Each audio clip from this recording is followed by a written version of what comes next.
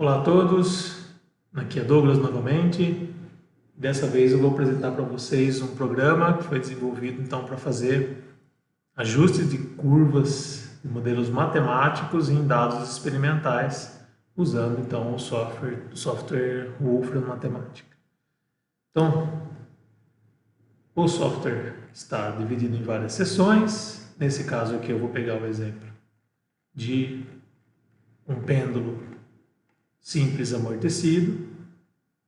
Então, vou executando cada uma das células aqui. Essa é a primeira célula.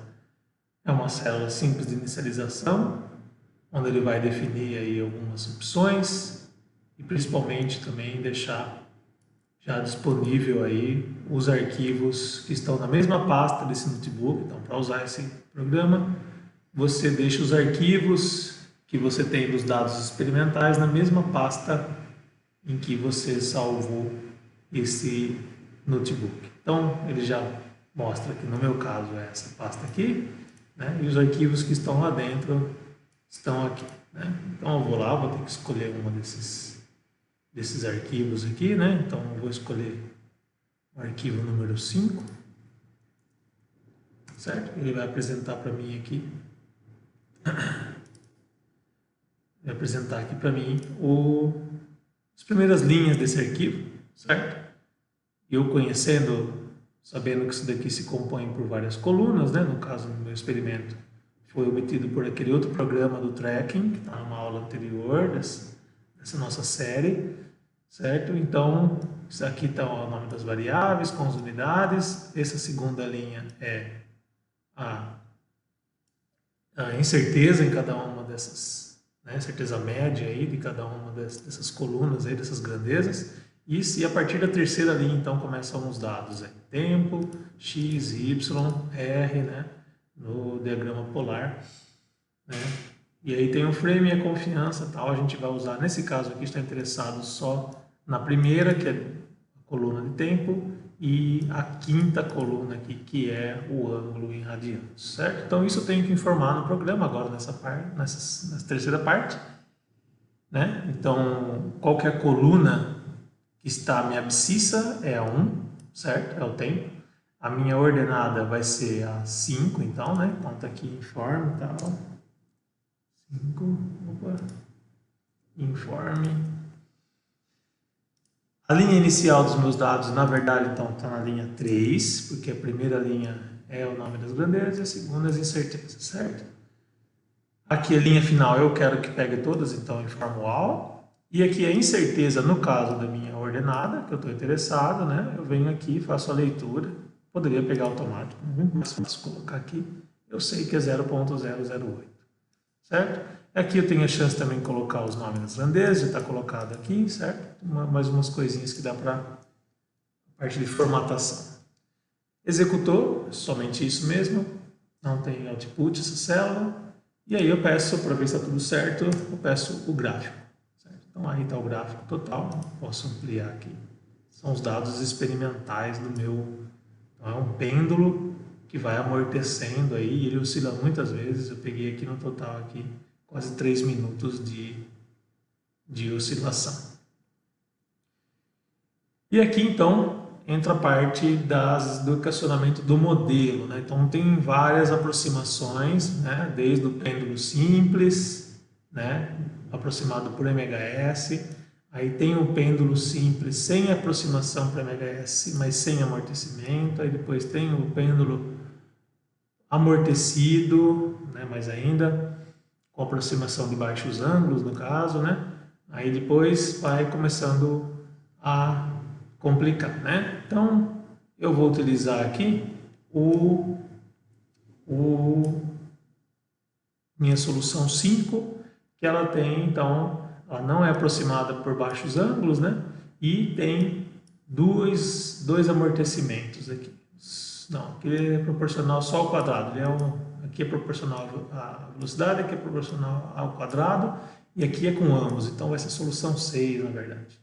Certo? Então, tem esse coeficiente de amortecimento, que vai linear com a velocidade, e esse coeficiente aqui que vai com o quadrado da velocidade, certo? Lembrando que tem que ter o sinal da velocidade, por isso que você faz ABS vezes a velocidade.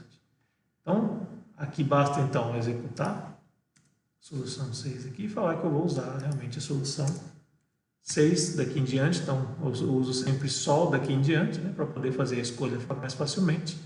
Pode deixar executado qualquer um deles aqui, não tem problema.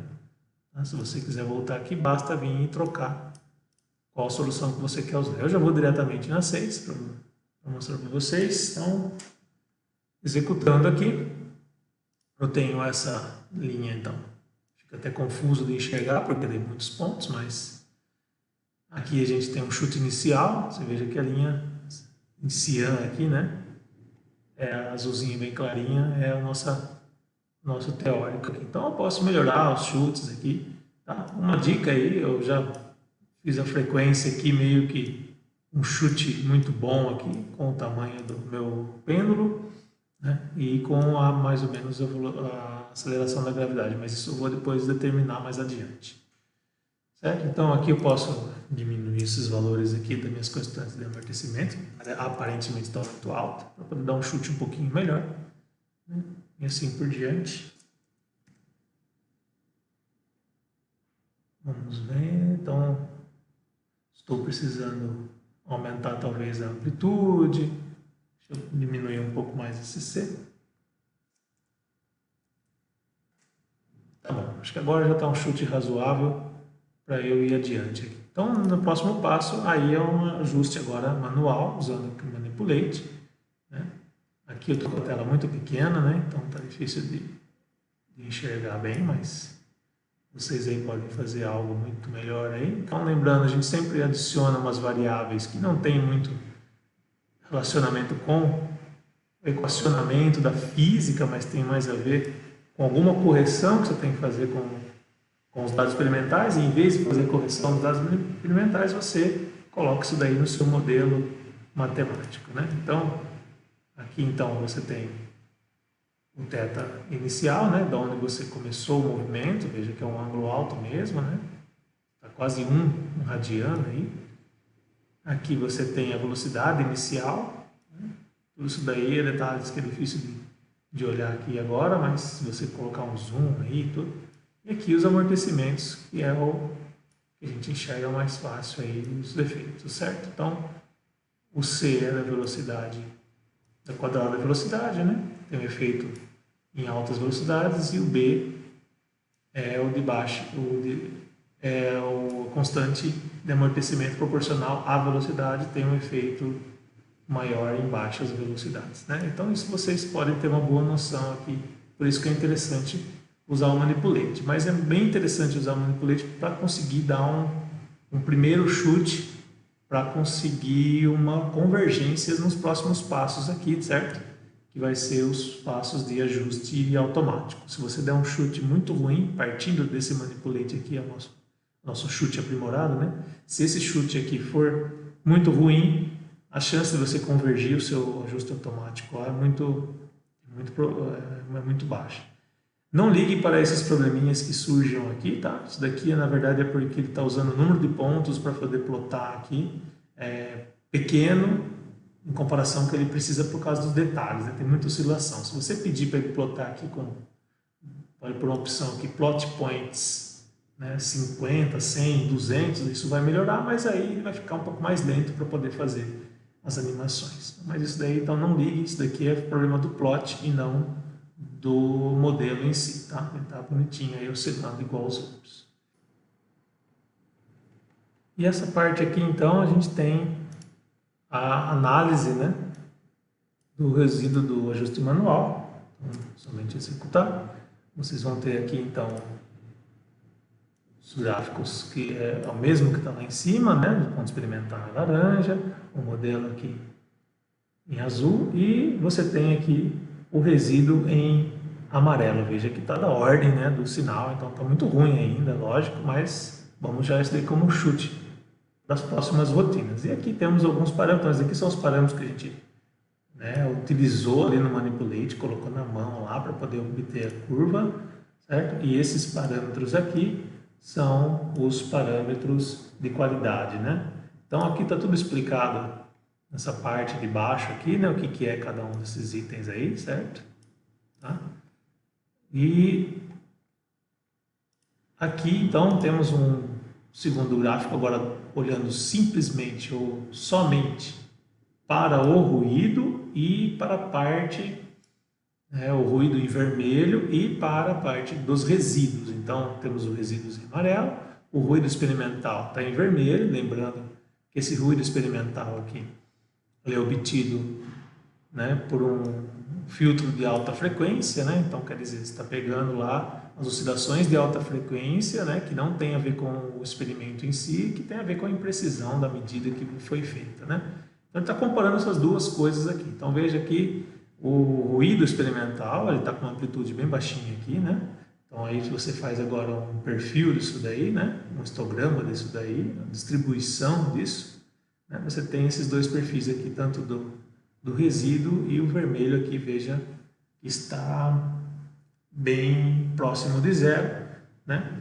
E a incerteza experimental é um tracejado aqui que está, né, que foi informada lá em cima, né? Aquele 0,08 lá no θ, mas ele está aqui misturado com essa parte do ruído. Então esse gráfico aqui, esses dois gráficos, é importante para a gente ver o quão longe a gente está, né, de poder afirmar que o nosso ajuste está ruim por causa do ruído experimental. Então não é o caso aqui, a gente está realmente com um ajuste ruim, o ruído experimental não é o culpado. Então vamos adiante. Aqui então tem uma forma de fazer o ajuste automático, né? Então a gente vai definir uma função, certo? E fazer o ajuste dessa função, que nada mais é então que a minimização. Essa função aqui, ela é uma função simplesmente para poder limpar aí as variáveis para colocar aqui na definição da minha função dos mínimos quadrados, né? Dos resíduos ao quadrado. E aí eu vou fazer o comando findMinimum para poder obter a minimização do soma dos quadrados do resíduo, variando então os parâmetros de interesse, certo? Então, executando aqui, ele vai tomar um tempinho, perceba que está aqui, certo? Ele pode ou não convergir do jeito, no ponto que a gente espera, né? Vamos esperar.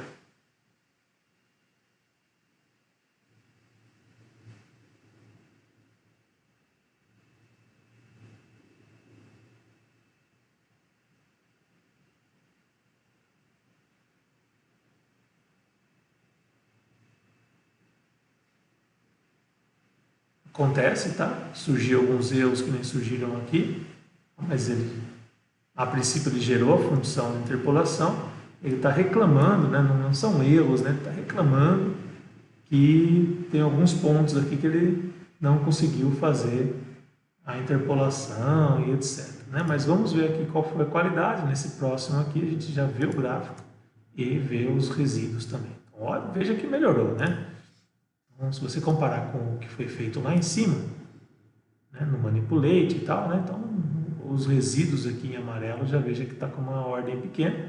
E aqui temos os quantitativos, né? Veja que não tem por que alterar isso daqui é somente o ruído dos dados experimentais. A soma dos Q quadrados já diminuiu bastante, né? A soma dos ruídos ao quadrado, né? E aqui os Q square, né? Isso daqui é o pseudo Q square, né? Que relaciona essas duas coisas aqui, certo? E esse pseudo Q square aqui com a incerteza incluída, né? Aquela incerteza que a gente informou lá, ele toma em consideração e por isso dá um valor menor aqui. Então vamos analisar aquele outro último gráfico, né? Da parte do ruído, veja que já melhorou um pouco, já começa a ter um formato aí, né, de uma gaussiana e começa a aproximar cada vez mais aí da dispersão do ruído experimental, mas ainda pode melhorar. Isso é o problema da limitação. Tem algumas opções que podem ser colocadas aqui nesse comando findMinimum para melhorar a precisão, para ele conseguir sair talvez do mínimo local e chegar no mínimo global melhor, certo? Então, vamos para uma terceira etapa aqui, que é usando aquela função Non-Linear Model Fit, tá? Que é muito mais poderosa e inclusive nos dá então muito mais resultados lá com umas incertezas nos parâmetros. Então aqui inclusive tem uma opção de ir melhorando aí os dígitos de precisão, e depende muito de cada dado que você estiver trabalhando e das reclamações que forem surgindo aí. Então estou executando, ele vai demorar também um tempinho, mas veja que foi inclusive mais rápido do que o anterior e no princípio não reclamou de nada aqui. Já temos os resultados dos parâmetros e temos então que fazer os gráficos aqui embaixo. Vamos ver como que ficou. Legal. Só aqui que acho que eu errei um negocinho. Deixa eu pedir para ele apresentar uma coisa certa aqui. Executar de novo, não tem problema nenhum. Tá. Vamos olhar com calma. Olha lá como que já está muito melhor ajustado. De novo, é difícil de enxergar, então vou dar um zoom bem forte aqui para vocês verem. Veja que a curva azul aí está realmente passando muito bem aí pelos pontos experimentais. Tem lá suas limitações, mas dentro do limite do possível. Veja que é um dado muito complicado, alta frequência de muitos dados, né? Mesmo assim ele conseguiu uma boa convergência nos dados, tá? Então vou diminuir aqui para a gente poder ter a visão geral. Então veja aqui que ele gospe agora, né, as nossos parâmetros físicos lá do modelo matemático com o valor e a respectiva incerteza em cada uma delas, certo? Então, isso é muito interessante. E aí veja então agora que a soma dos quadrados do resíduo, né, total, dá 0,5, isso é muito bom. O Q-square total, que é a relação aí entre essas coisas aqui, né, acaba ainda ficando meio alto se você falar Q-square, mas lembra, esse valor aqui é um valor muito absoluto, né, ele não é muito relativo, né, então se você tem muitos dados, você tem muitos pontos, muita oscilação, tal, esses valores tão altos não significa então que seu ajuste está ruim, né? Esse daqui dá uma ideia um pouquinho melhor se você informar aí a imprecisão, a incerteza que você tem em cada um dos pontos, como foi informado lá em cima. E o Q, né? O Q-square perto de 1 já é um valor razoavelmente bom, aí você tem que analisar mesmo, falando, olha, eu tenho um dado bem complicado, um modelo bem simples eu consegui ajustar e consegui esse Q-square, tá ótimo. E aqui, para a última análise desse gráfico aqui, então temos os resíduos aí, então em amarelo, que é a subtração, então, dos dois dados experimentais e do modelo matemático. Veja agora que a linha aqui da incerteza experimental já começa a aparecer, né? Deixa eu aumentar isso aqui para colocar na mesma escala. Opa, não vai caber na tela. Certo? Então, o que acontece agora é que temos pelo menos uma comparação visual entre o que temos de resíduo com a incerteza esperada dos dados, né? Então, aqui já começa a se confundir o quanto você tem de incerteza nos dados experimentais e o quanto você tem de certeza no modelo matemático. Então, além disso daqui, a gente começa a forçar muito e começa a tentar ajustar em coisas incertas. Então, eu, a princípio, estaria bem contente com isso. Então, veja aqui que já estamos com o nosso resíduo muito próximo, né? Ou um formato gaussiano aí também, bem próximo, lembrando aí o que acontece com o resíduo, tá? Então, aqui está novamente, então, é uma cópia lá para poder mostrar o que significa cada um desses parâmetros aqui. Mas está tudo calculado aqui em cima, a matemática que vocês têm aqui. E é isso.